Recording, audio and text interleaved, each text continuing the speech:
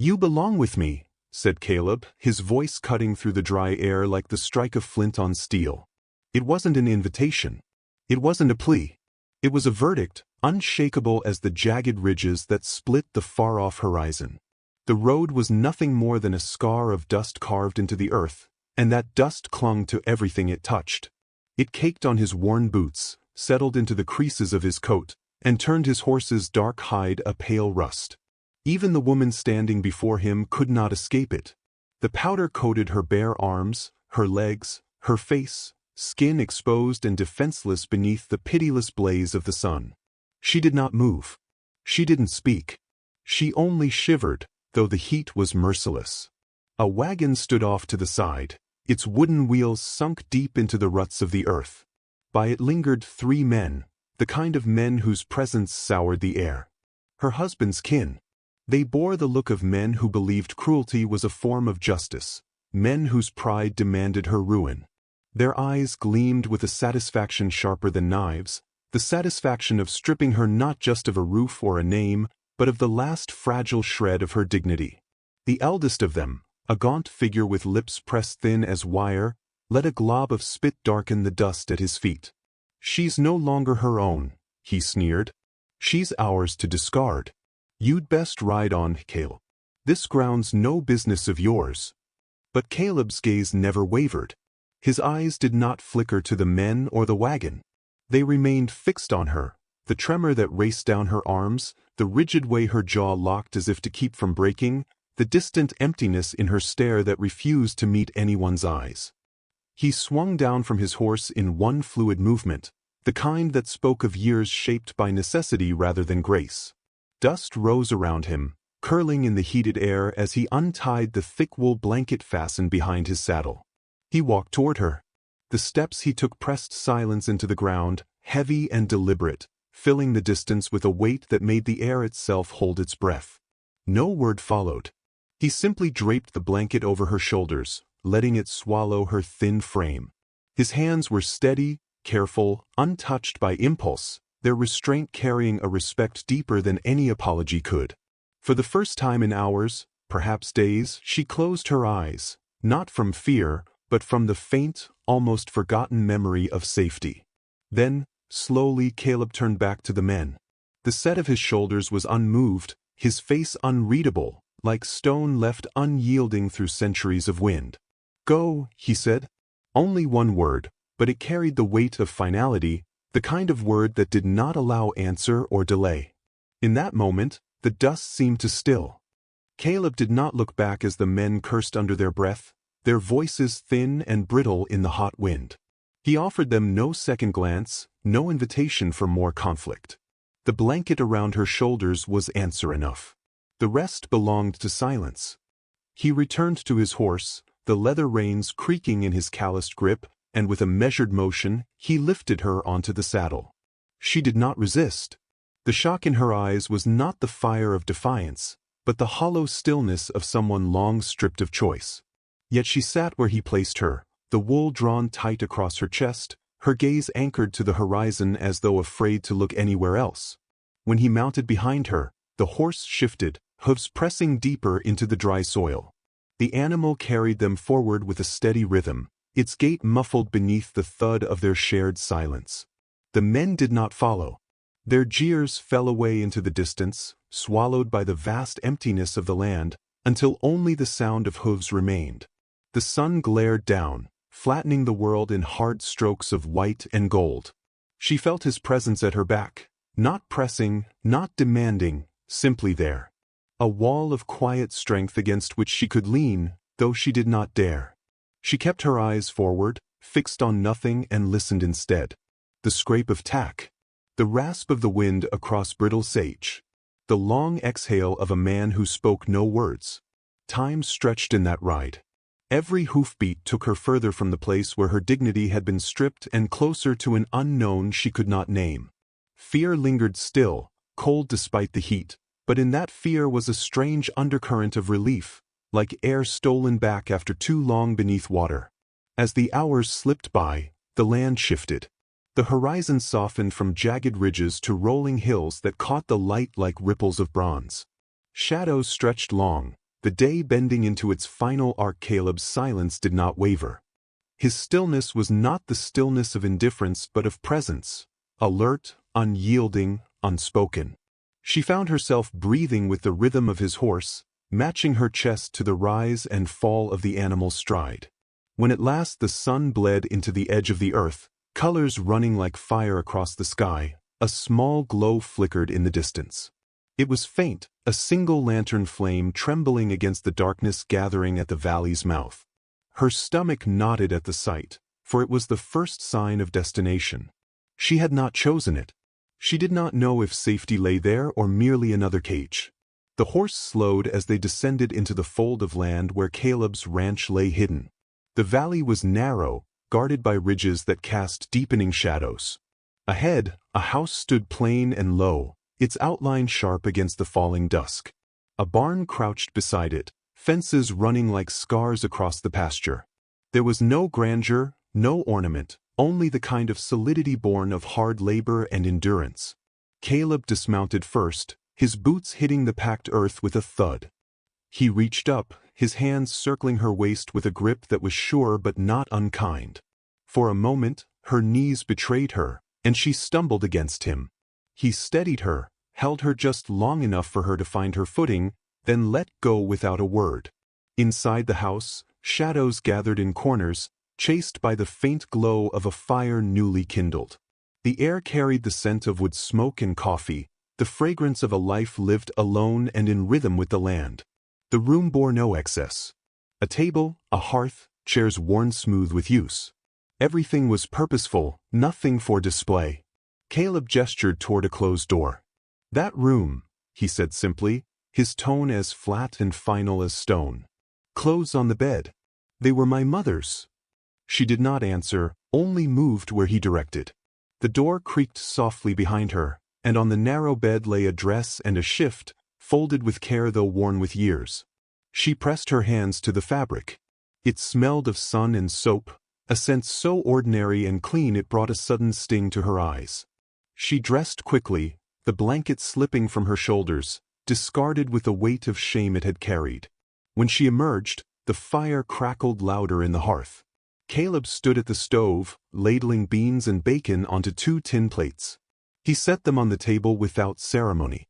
They ate in silence, the scrape of forks and the sigh of the fire filling the space where conversation might have been. She watched him through lowered lashes. His face was carved by years of sun and labor, lines deep around eyes that rarely flickered from their focus. He did not look at her, did not ask her name, did not probe into wounds still raw. He simply ate, each motion deliberate, each bite an act of grounding. For her, it was a mercy greater than words.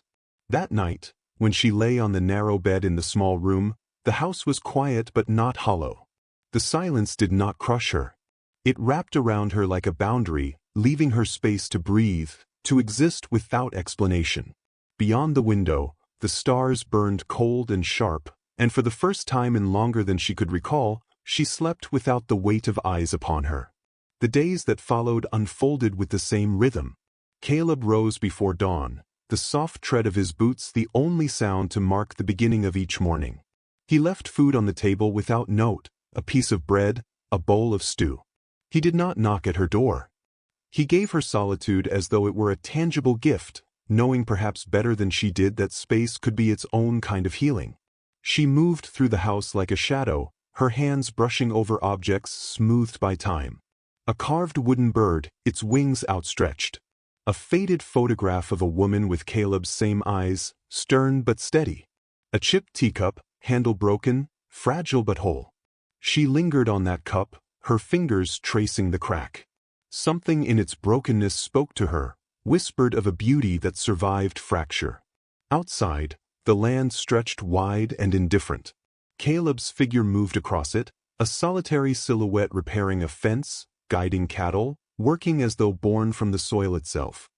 He did not call to her, but once, when she stepped onto the porch and the sun caught her hair in its blaze, his movements slowed for the briefest moment. He did not turn. He did not intrude. He only carried on, granting her the dignity of presence without demand. In that silence, she found herself breathing again, as if her scattered pieces might one day gather into something whole. Morning came quietly in Caleb's valley, the light slow to spill over the ridges, painting the slopes in pale silver before warming into gold. Each day unfolded with the same unhurried patience, as though the land itself refused to be rushed. For Lena, the rhythm was foreign, yet oddly soothing. She woke to silence not weighted with judgment but filled with space. She rose when she chose, the boards cool beneath her feet, the scent of ash from the hearth still lingering in the air. On the table, there was always something left for her, a heel of bread, a jar of honey, sometimes a bowl of stew kept warm near the embers. Caleb never announced it, never sought thanks. It was simply there, an act of provision as steady as the sunrise. She would sit at the wooden table, the surface scarred with years of use, and eat slowly, listening to the faint creak of the barn door in the distance where he had already begun his work. The house revealed itself to her piece by piece. Its walls bore no adornment save the marks of time, a knot in the wood polished by countless touches, the groove worn into the threshold by boots entering and leaving. It was a place built not for show but for survival. Yet in its spareness lay a peculiar kind of peace. There were no reminders of cruelty here, no echoes of harsh laughter, no corners filled with eyes waiting to find her lacking. In her room, she found the small wooden box on a shelf, tucked beneath folded linens. She opened it cautiously, as though trespassing on something sacred. Inside were tokens of another life. A row of whittled birds, their wings outstretched as if caught mid-flight. A faded photograph of a woman with Caleb's strong eyes and solemn mouth, and the chipped porcelain teacup, its handle long gone. She cradled the cup in both hands, its fragility resonating with her own. It was broken, yet kept. Useless in its original purpose, but not discarded. She set it back in its place, her fingers lingering on the smooth crack like a promise unspoken. Days folded into one another, each carrying the weight of silence. Caleb worked the land with a diligence that seemed unending, his figure a steady presence against the expanse of fields and fence lines. She watched him from the porch sometimes, her eyes tracing the rhythm of his motions, the strike of a hammer, the measured gait as he led cattle, the bent form pulling wire taut. He never looked her way directly, yet she sensed he knew she was there. Once, his hammer paused for a heartbeat longer than needed, and though he resumed as if nothing had changed, she felt the acknowledgement. He had seen her.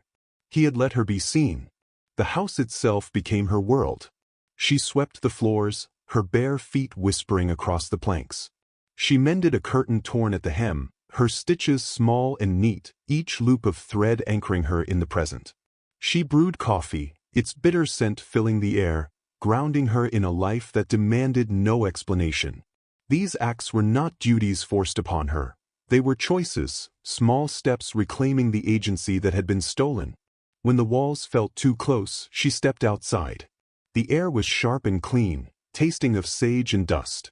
The horizon stretched endless, and in that immensity, she discovered something new. The land did not care who she was or what she had lost. It asked nothing but respect. Its indifference was strangely merciful. She stood in the open, letting the wind press against her skin, and for the first time in years, she did not shrink from the sky. One afternoon, restless with a need to do more than drift, Lena wandered to the edge of the house where weeds tangled thick around a forgotten patch of earth. A rusted trowel leaned against the barn, and she carried it back, her grip tentative. She knelt and began pulling weeds, each root giving way beneath her persistence. The soil was dark, cool beneath her fingertips. It stained her hands, and she welcomed the mark. She cleared space row by row until the ground was ready, then pressed seeds she found in a jar on a shelf into the waiting earth. She did not know if they would take, but the act itself felt like a declaration. I will plant. I will hope. Caleb returned that evening to find her crouched in the patch, her dress streaked with soil, her hair falling loose across her face. He stopped, watching for a moment before walking past without a word. Yet when she rose, dusting her hands, she saw the faintest shift in his shoulders, a quiet approval, though never spoken aloud. The next day, she found mint sprouting wild near the fence line, its sharp fragrance rising when she crushed the leaves between her fingers. She carried a handful back to the house, set them in water, and left the glass on the porch rail. When Caleb came in from the fields, sweat dark on his shirt, he saw it waiting. He looked at the glass, then at her where she sat on the steps. Without speaking, he lifted it, drank deeply, and set it down empty. His nod was brief, but it was enough. The moment filled the silence more surely than words. Evenings carried their own rhythm. They ate together at the table, the crackle of the fire their only companion. Sometimes, when the wind howled against the eaves, she caught him glancing at the window, his jaw tightening in thought, though he said nothing. She did not ask. His silence was not a wall but a shelter, a refusal to press where pain still lingered. Slowly, Lena began to step further beyond the doorway. First to the porch, then to the vegetable patch, then to the fence where the cattle grazed. Each step outward was its own quiet victory, each one witnessed though never remarked upon. She sensed Caleb's awareness in the way his work would pause, subtle but certain, as if to grant her the dignity of facing the world on her own terms. At night, alone in her room, she would touch the chipped cup again. She imagined mending it, though she had nothing yet to bind the pieces. Still, the thought itself became a kind of anchor. If the cup could be made whole, perhaps so could she. The silence between them shifted over time. At first, it was the silence of strangers, of guarded boundaries. Then it softened, became something shared, a quiet comfort that did not demand but offered space. She began to feel it less as emptiness and more as a canvas on which something new might be painted, slow strokes, tentative but real. One evening, as the sky burned orange and violet, Lena lingered on the porch long after the meal was done. Caleb sat inside, mending a strap of leather with steady hands. She watched the horizon, the ridges darkening against the fading light. For a moment she thought she saw movement there, a shadow shifting where none should be. Her breath caught, her fingers clutching the railing. But when she blinked, the ridge was empty, silent beneath the rising stars. She turned back toward the glow of the house, the sound of Caleb's steady work carrying through the open door. The fear did not vanish, but it no longer ruled her. The valley, the house, the man within it, together they formed a fragile refuge. Fragile, but hers for now. The days ahead remained uncertain. Yet in the rhythm of this life, the bread left on the table, the mint in the glass, the soil pressed with her hands, she began to feel the first faint outline of something she had thought lost forever. A place. A beginning. A home not yet claimed, but quietly, steadily, becoming hers. The valley had begun to feel less like a boundary and more like a cradle, its ridges holding the small homestead in a quiet embrace. Days passed with a rhythm that seemed unchanging, the lowing of cattle at dawn, the smell of stew simmering by late afternoon, the slow fall of evening shadows across the barn. In that rhythm, Lena found a measure of peace. Yet peace is rarely left untouched. It was late in the day when she first noticed it. The sun hung low, casting long fingers of light across the pasture. She had stepped outside, brushing soil from her palms after tending the small patch of earth where green shoots now strained toward the sky. The air was heavy, still, as though waiting for something. She looked up at the ridge to the east, the one that cut sharp against the horizon, and there, so small it could have been a trick of her eyes, stood a figure. It was distant, a speck of darkness etched against the brilliance of the sinking sun. Too far for details, yet unmistakable in presence. The stillness of it chilled her more than if it had moved. She did not need to see the face to know. The Graysons. Her breath caught, the sudden tightness in her chest like a vice. She stood frozen, her hands clenched in the folds of her dress, her heart beating so loud she thought it might carry across the valley. The figure remained, unmoving, watching. Not a rider passing, not a neighbor on his way home. It was a sentinel, patient and cruel, a reminder that exile did not mean abandonment. The minutes stretched into an hour. The figure lingered, unhurried, as if to let the fear take root in her bones. When at last it turned and disappeared back over the ridge, the relief was thin, fragile.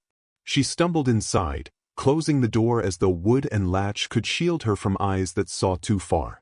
But the house, once sanctuary, felt suddenly porous, its walls thin, its corners full of shadows that no fire could banish. That evening, Caleb came in from the pasture later than usual, his shirt damp with sweat, dust clinging to his boots. She sat stiffly in the chair by the hearth, her hands tight in her lap. He paused, his gaze flicking to her, reading the tension in her shoulders, the way she would not meet his eyes. He said nothing. Instead, he moved to the table, laid down a square of oiled cloth, and began to disassemble his rifle. The lantern hissed softly, casting golden light over the metal laid bare. His hands worked with practiced precision, each motion deliberate, patient.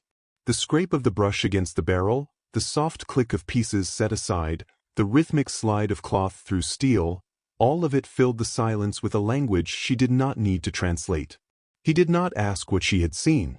She did not tell him. Yet his actions were answer enough. He knew.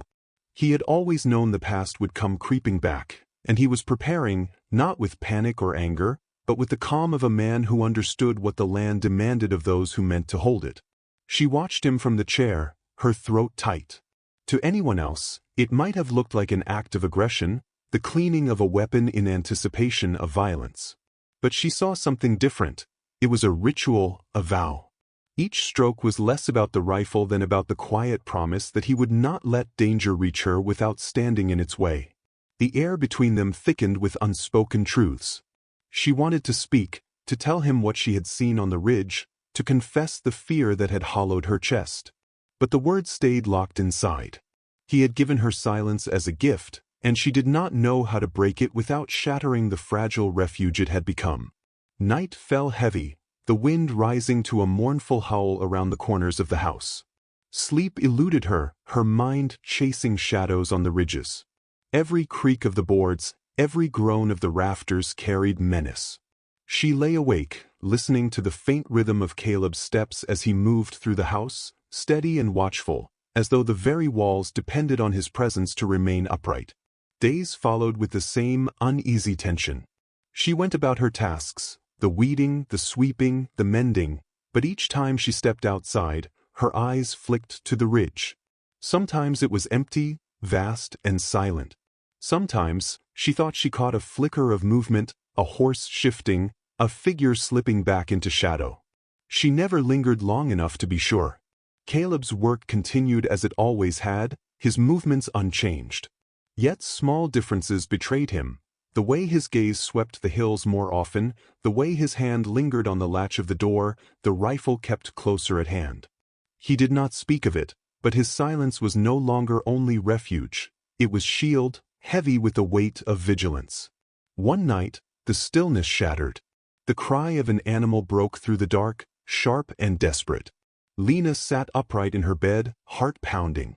The wind was rising, carrying with it the electric tang of a storm rolling down from the north. Caleb was already at the door, boots pulling on with swift, sure hands. The lantern flared in his grip as he stepped into the churning black. She followed without thought, driven by an instinct she could not name. The air outside whipped wild around them, the barn looming against the fury of the storm. In the small pen, a ewe struggled, its cries ragged, a lamb twisted in breach. Caleb knelt, his hands steady even as the wind threatened to snuff out the lantern flame. "Hold this," he said, his voice low but urgent, nodding to the light. She took it, her grip firm though her hands shook. She angled it as he worked, his broad back bent against the storm. His fingers, calloused and strong, moved with surprising gentleness, guiding the tiny life into the world. Minutes stretched like hours, the struggle taut as the howl of the wind. Then at last, the lamb slid free, still and slick in Caleb's hands. For a heartbeat, silence, then his rough palms rubbed it hard, forcing air into tiny lungs. A shudder, a gasp, a thin, trembling cry. Relief washed through Lena so sharp it left her trembling. Together, they had pulled life back from the edge of death. Caleb set the lamb beside its mother, the ewe nuzzling close, their cries blending with the storm's fading roar. For the first time, he turned his gaze fully on her. Lantern light caught his face, carving lines of hardship and resolve. His eyes lingered on her longer than they ever had. No words passed, yet the silence carried more weight than any speech. Later, as the rain beat steady on the roof, she found her voice at last. Only 2 words, but heavy with meaning. "Thank you." He nodded once, and that single gesture felt like an entire conversation, an acknowledgement, a promise, an unspoken bond. The storm outside raged and passed, but something in the house had shifted. The silence between them was no longer the silence of strangers. It had become a bridge, a language in which trust was slowly, painstakingly, being written. And yet, somewhere beyond the ridges, she knew the eyes still watched. The storm left the valley raw and glistening, the earth dark with rain, the air cleansed of dust. For Lena, the night of the lamb's birth stayed with her like a mark pressed into soft clay. Something had shifted, not only in the house, but in the fragile space between herself and Caleb. It was as though the storm had washed away the last of the stranger's distance. They were still silent, still careful, but the silence had changed its texture. The next morning, she rose early, drawn by the faint sound of his boots outside. The barn door stood open, and within, the ewe lay with her lamb curled close, the small body breathing in steady rhythm. Caleb knelt beside them, adjusting straw with his hands. He glanced up as she entered, his eyes catching hers for a moment. He didn't speak, only nodded once before turning back to his work. Yet the look lingered long enough to steady her. From that day on, Lena began to take small steps beyond the threshold of passivity. She tended the patch of soil with more purpose, pulling weeds until her fingers were stained dark. She fetched water from the well, her arms growing stronger with each bucket lifted. She even mended one of Caleb's shirts, the fabric worn thin at the elbow, her stitches neat and precise. She left it folded on the table without a word. The next morning, it was gone. The house, once a place she merely inhabited, began to feel like a place she could shape. She swept floors until they gleamed, rearranged shelves so they held order, and opened windows to let fresh air move through the rooms. Each small act was not servitude, but reclamation, a way of laying claim to a life that had once been denied her. One afternoon, while searching through the barn for tools, she discovered a broken hoe, its handle cracked near the base. She carried it outside, studied the break, then found twine and a strip of leather. It took her hours, but when she was finished, the handle was bound tight, usable again. She left it leaning against the barn wall. When Caleb returned from the far pasture that evening, he saw it. He picked it up, tested the weight, then set it back down. His gaze slid to her where she stood in the doorway. For a fleeting moment, his expression softened, almost imperceptibly. The days found their rhythm. She worked in the garden, he worked the fences. She fetched water, he drove cattle. They ate together in silence, yet it was no longer an emptiness. It was the silence of 2 people building something side by side, though neither said as much. It was in this silence that Lena began to find her voice again, not in speech, but in action. One afternoon, she discovered wild mint near the fence line. She carried it back, crushed the leaves, and set a glass of cool water on the porch rail. Caleb returned, sweat dampening his shirt, dust clinging to his boots. He saw the glass, then looked at her. He drank it all in one long swallow, then set the cup down with a nod. No words passed, yet the gesture filled her with an unexpected warmth. Evenings became the tender edge of the day. They sat near the fire, sometimes working with their hands, sometimes simply watching the flames. Once, as Caleb mended a harness, she sat with the chipped teacup in her lap. The cup had haunted her since the first day she found it, its brokenness a mirror she could not ignore. She turned it over, tracing the cracks with her finger. Caleb glanced at her, his eyes flicking to the cup, then back to the fire. He said nothing, but his awareness was palpable. It was during one of these evenings, when the wind rattled softly against the windows and the fire painted his face in warm light, that Lena finally spoke. Her voice was low, hesitant at first, as though dragging words from a place long sealed. "My husband was a gentle man," she began. The sound startled her own ears. Caleb's hands stilled, the leather strap he had been working on resting in his lap. He did not look at her, did not move, but she felt the attention in the air shift toward her. "He was kind," she continued, "but weak. Illness took him quickly, left me in the hands of his kin. The Graysons.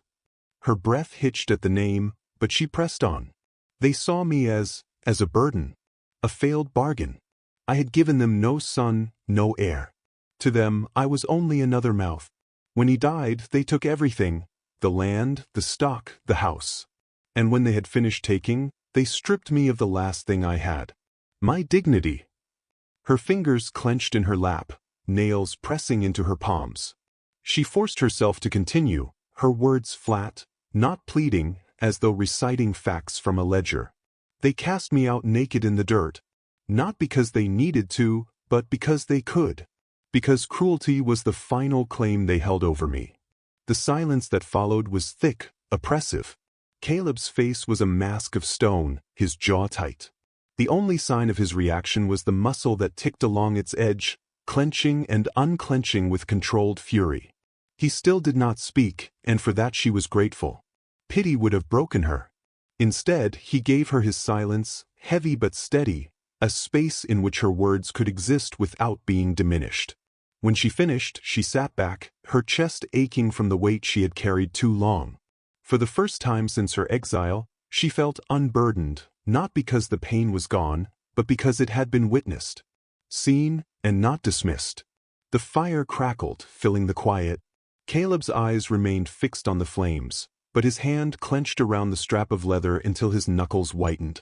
At last, he set it down carefully, deliberately, as though placing the fury back into its sheath. Lena watched him, her breath slowing. The silence that wrapped them was no longer void, but a shared mantle. For the first time, she felt not alone in her burden. The days that followed bore the subtle shift of something new. Caleb did not treat her differently. He still rose before dawn, still worked the land with the same steady diligence.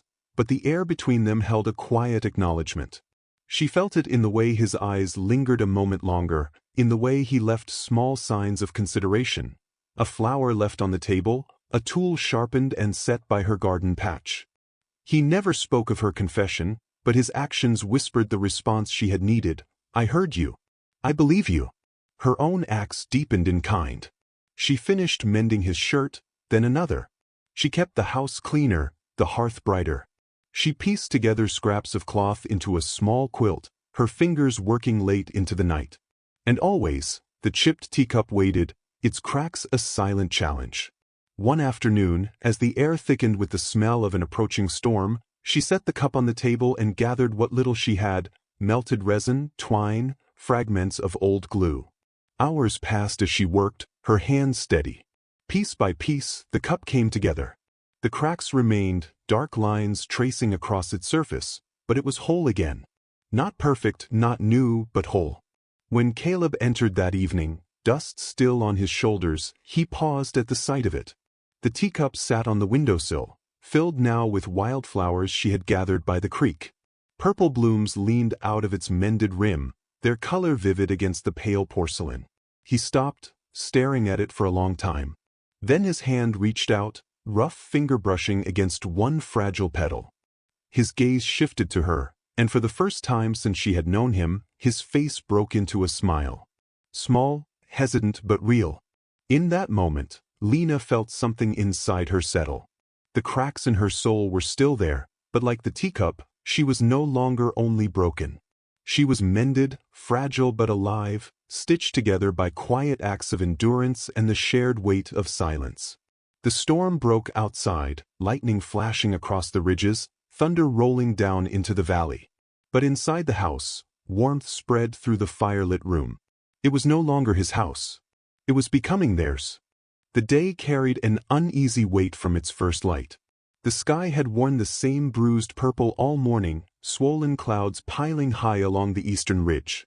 The cattle shifted restlessly in the pasture, their low calls uneasy, as if they too sensed the storm pressing close, not just of weather, but of men.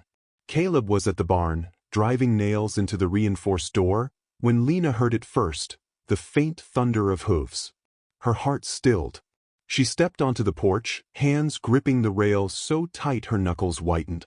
From the horizon they came, 3 riders, their silhouettes stark against the ridge she had once seen shadowed with menace. This time, there was no doubt. The Graysons had come. They did not hurry. Their approach was measured, deliberate, carrying with it the arrogance of men convinced of ownership. Dust rose around them in heavy plumes as they descended into the valley. Caleb straightened slowly, the hammer still in his hand, his face turned toward the riders. He wiped his palms against his trousers, set the hammer aside, and walked with steady strides toward the house. Lena's breath came sharp and shallow. She had seen them before, had endured their cruelty, but standing on the porch with their figures growing larger, clearer, felt like reliving the worst of a nightmare. Caleb mounted the steps, his eyes catching hers. "Go inside," he said. His voice was quiet, but it brooked no argument. She hesitated, terror locking her in place. His gaze sharpened. "Inside," he repeated, softer, but with a steel edge beneath the word. Her hands trembled as she pulled the door, leaving it slightly ajar, her eyes fixed on him through the narrow gap. Caleb remained on the top step of the porch as the riders drew in. Their horses pawed the ground, snorting, their tack jangling in the charged silence. At their head rode the father, his face drawn thin with malice, his eyes gleaming with the same cruel satisfaction Lena remembered. On either side rode his sons, broad-shouldered brutes whose arrogance was matched only by their hunger for dominance. "We've come for what's ours," the elder Grayson sneered, reining in his mount. His voice was sharp as barbed wire, cutting through the thick air. "The woman. Send her out." Caleb's stance did not shift. His expression was calm, carved from stone. "She's not yours." The eldest son dismounted, the grin splitting his face like a wound. He held a coil of rope in one hand, its implication plain. "By law and by right she is. You've no claim to her. We'll take her back." Caleb's eyes followed him, cold, steady. His words came low, but carried with finality. "She stays." The silence stretched, taut as a wire. Then the younger son moved forward, his boots hitting the ground hard. He swaggered toward the porch, the rope swinging at his side. "Don't make this harder than it needs to be," he said, his grin widening. Caleb moved. It was not a flurry of violence but a single, decisive act. He stepped off the porch and into the man's path, his body colliding with a force that sent the younger Grayson sprawling into the dirt. The rope fell from his hand as he hit the ground, the breath knocked from him in a grunt. The father's face twisted in rage. His hand dropped to the pistol at his hip, and his other son mirrored the movement. But Caleb's eyes rose, meeting theirs with a blaze of controlled fire, colder than steel. He did not reach for the rifle resting against the wall of the house. He did not need to. "Leave," he said. The word cut through the thickening wind, carried with the weight of inevitability. "And don't come back." It was not a threat. It was a prophecy. The men froze, caught in the force of a will greater than their malice. For a moment, the valley itself seemed to hold its breath, the storm clouds overhead swelling, thunder rolling like judgment across the ridges. The father's sneer faltered, his eyes flicking to his son gasping in the dust, then back to Caleb's unflinching stare. Anger churned in him, wild and bitter, but something deeper held him still, the recognition that he could not win here, not against this man who stood like the land itself, unyielding, immovable. At last, with a sharp jerk of his reins, the father turned his horse. "Come on," he barked, his voice raw with defeat. The elder son helped the younger to his feet, and together they mounted. Their retreat was not hurried, but heavy with humiliation. They rode back the way they had come, their curses lost beneath the first crack of thunder. As their figures disappeared over the ridge, the heavens opened. Rain poured down in torrents, washing the dust from the air, drumming against the earth with a cleansing fury. Caleb stood in the downpour, unmoved, his shoulders squared, his gaze still fixed on the horizon where the Graysons had vanished. From the doorway, Lena stepped out, the rain soaking her dress in seconds, plastering it against her skin. She looked at him, her breath caught between fear and awe. He turned to her at last, rain streaking his face, his expression unchanged, stern, resolute, yet touched with something softer she had not seen before. For a long moment, they stood in the storm, the valley around them washed clean. The threat that had hung over them for weeks was gone, carried off with the rain. What remained was silence, but it was not the silence of fear. It was the silence of triumph, of defiance met and broken. Inside, the fire burned low, its glow casting warmth against the walls. Caleb set his hat aside, water dripping from the brim, and leaned the rifle against the door. Lena followed him in, her body trembling not from cold but from release. She felt the weight lift from her chest, the cage broken, the valley theirs once more. They did not speak. They did not need to. The storm had spoken for them. And in its wake, a new quiet settled between them, not fragile, not fearful, but strong. A quiet born not of avoidance, but of survival, of a battle faced together and won. The valley, once shadowed by menace, now felt like sanctuary again. And this time, it was theirs, held not by chance, but by choice. The storm passed as quickly as it had arrived, leaving the valley rinsed and glistening. The air carried the sharp sweetness of wet sage and clean earth, and a hush fell over the land as though the world itself had been scrubbed of its old weight. For Lena, the silence that followed was unlike any she had ever known. It was not the hollow silence of loss, nor the tense silence of waiting for harm. It was peace, tentative, fragile, but real. Life, from that moment forward, found a new rhythm. She rose each morning with the first light spilling over the ridges, no longer waiting for fear to dictate her steps. Instead, she stepped into the day with purpose. The garden she had begun grew in green confidence, rows of shoots reaching toward the sun. She weeded, watered, and tended the earth until her hands bore the soil beneath her nails and her arms carried the ache of labor. It was an ache she welcomed, a sign that her body belonged once more to work chosen, not demanded. Caleb's presence remained as steady as the land itself. He moved with the same quiet purpose, fixing fence lines, checking the cattle, chopping wood. But his silences were no longer walls. They had become spaces in which Lena could breathe. Sometimes he would leave small gestures in his wake, a flower left on the table, a tool sharpened before she asked, a bucket of water set by the porch steps. They were not grand declarations, but they spoke in a language clearer than words. "You are not alone here." Lena answered in kind. She kept the house with care, her hands giving it warmth it had not known in years. She mended Caleb's shirts, patched worn blankets, and swept the floors until they shone. She discovered herbs growing wild by the creek and brewed tea, leaving it waiting when he returned from the fields. Each act was not servitude, but partnership, the steady weaving of two lives into one. Evenings softened into comfort. They ate by the fire, sometimes speaking in low, spare sentences, sometimes saying nothing at all. Their silences were full now, full of understanding, full of unspoken companionship. On rare occasions, Caleb would point out something small, the hawk circling high above, the new calf in the pasture, the way the moonlight turned the ridges silver. He did not embellish or explain, but each observation was a gift, a thread of connection he offered with care. One afternoon, Lena sat at the table with the chipped teacup she had painstakingly mended. Its cracks remained, dark lines spidering across the porcelain, but it was whole again. She filled it with wildflowers, small purple blooms gathered from the creek bed, and placed it on the windowsill. When Caleb came in, dust trailing from his boots, he stopped. He looked at the cup, then at her. For a long moment he said nothing. Then his lips curved, slow and hesitant, into the first smile she had ever seen break his stern features.